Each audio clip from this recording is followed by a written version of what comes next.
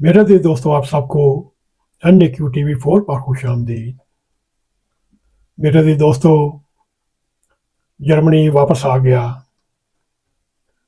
Germany में बुनियादी इंतजामी ढांचे और माहौलियाती तब्दीलियों के मुकाबले के लिए 500 अरब यूरो के नए कर्ज के साथ अपना तरीही फंड कायम करने पर इत्फाक राय हो गया। इस बात का ऐलान जर्मनी के आने वाले चांसलर हर फ्रीडरिश मेर्स ने इत्फाक राय के बाद किया और कहा जर्मनी वापस आ गया। मेरे दी दोस्तों, अगर आपने हमारे YouTube चैनल NAQ TV4 को सब्सक्राइब नहीं किया तो हम आपसे रिक्वेस्ट करते हैं आप सब्सक्राइब भी करें। अगर प्रोग्राम पसंद आए लाइक भी करें और अपने दोस्तों में शेयर करें। बेल आइकॉन को ज़रूर क्लिक करें ताकि हमारी आने वाली वीडियो आप तक पहुंच रहें। बात यूं है, जर्मनी में माहौलियाती तब्दीलियों के असरात के मुकाबले के लिए $100 अरब के एक पैकेज पर इत्फाक राय हो गया, मगर ये पैकेज मजमूई तौर पर $500 अरब मुल्क के इंतजामी ढांचे को सही करने और माहौल को तहफ़्फ़ुज़ देने के मतलब ये फंड कायम किया गया और यूं 500 अरब यूरो इस तरीही फंड का हिस्सा होगा। जर्मन दारुल हुकूमत बर्लिन में जुमा 14 मार्च को होने वाले पार्टियों के एक इजलास में इसका फैसला किया गया कि नए रियासती कर्जों की सूरत में इस बहुत बड़े मालियाती पैकेज का मकसद यूरोप के सबसे बड़े मुल्क और माहौलियाती तब्दीलियों के असरात के मुकाबले के लिए काफ़ी वसाइल मुहैया करना है और जिसके दरमियान मुल्की इंतजामी ढांचे को भी जदीद से जदीद तर बनाया जाएगा। मेरे जी दोस्तों, ये फैसला मुल्क की 4 बड़ी सियासी पार्टियों ने किया। इस नए फंड की मजमूई मालियत 500 अरब यूरो होगी, जिसमें से 100 अरब यूरो इस पैकेज की माहौलियाती तब्दीलियों के लिए इस्तेमाल किया जाएगा। इस पैकेज की मंजूरी के लिए अभी तक काम करने वाली गुज़श्ता मुंतखब कौमी असम्बली या बुंडस्टाग इसमें भरपूर कोशिश कर रही है।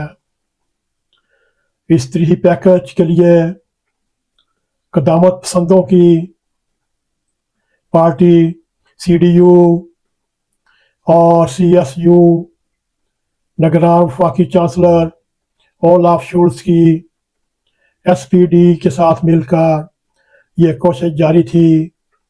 माहौल पसंदों की ग्रीन पार्टी के पार्लिमानी लीडर हज़ब को ताहम इस पर एतराज़ था और वो आज जुमे तक इस पैकेज को नाकाफ़ी करार देते हुए इसकी हिमायत करने से इनकारी था।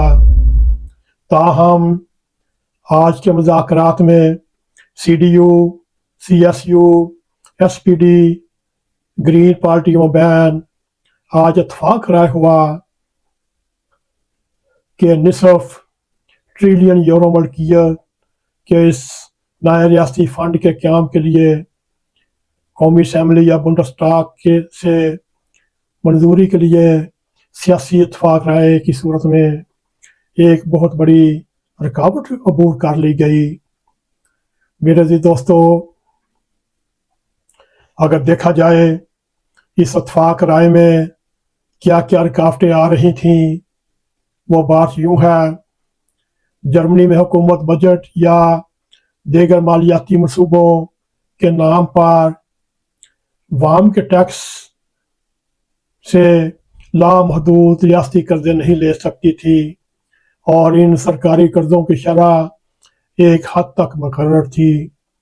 اس لیے اصل مسئلہ یہ تھا موجودہ حالات کو مد نظر رکھتے ہوئے ایسی قانون سازی کی جائے جو قومی اسمبلی یا بندسٹاگ سے 2/3 اکثریت سے منظور ہو، جس کے ذریعے ریاستی قرضوں کی مجموعی مالیت کو اس کی جو حدود باندھی ہوئی تھی اس کو نظر انداز کیا جا سکے۔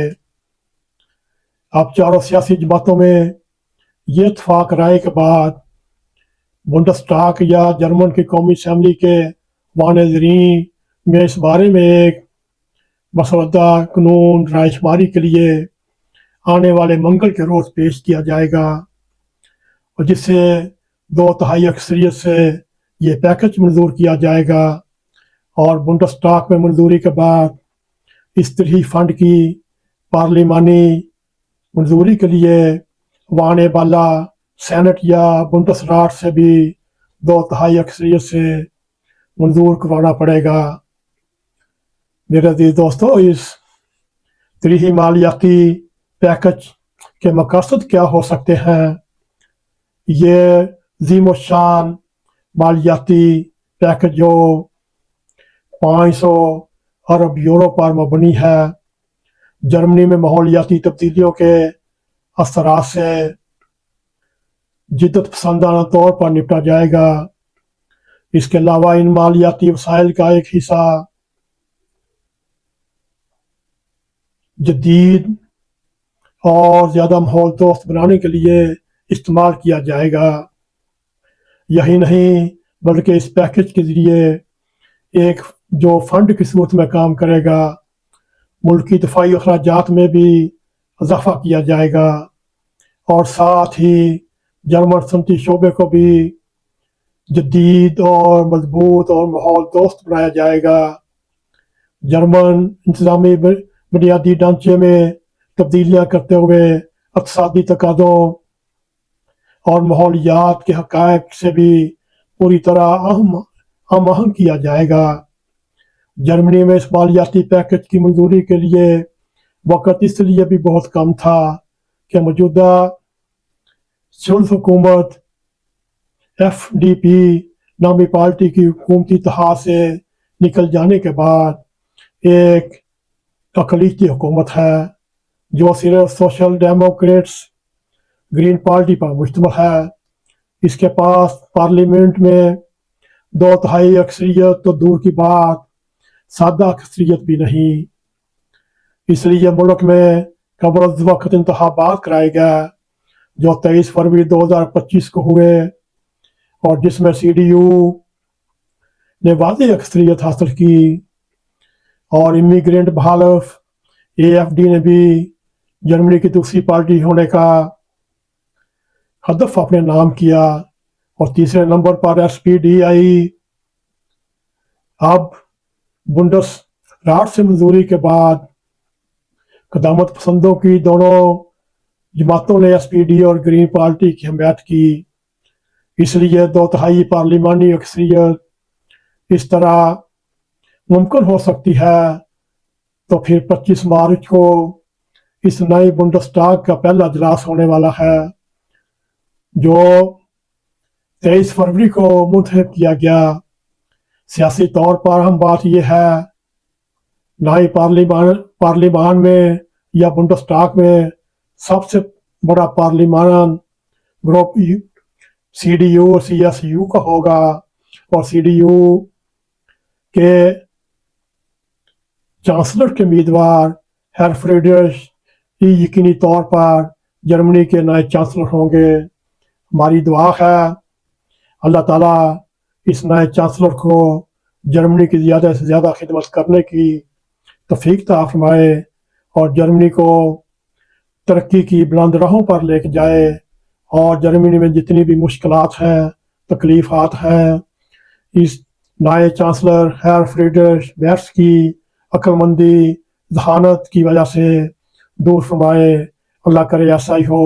میرے عزیز دوستو، اس وقت جو جرمنی کی تازہ صورتحال تھی، اس کے بارے میں ہم نے آپ کو फौरी तौर पर आगाह किया। उम्मीद है आपको हमारा ये प्रोग्राम पसंद आएगा। अगर पसंद आए इसको लाइक भी करें, इसको शेयर भी करें।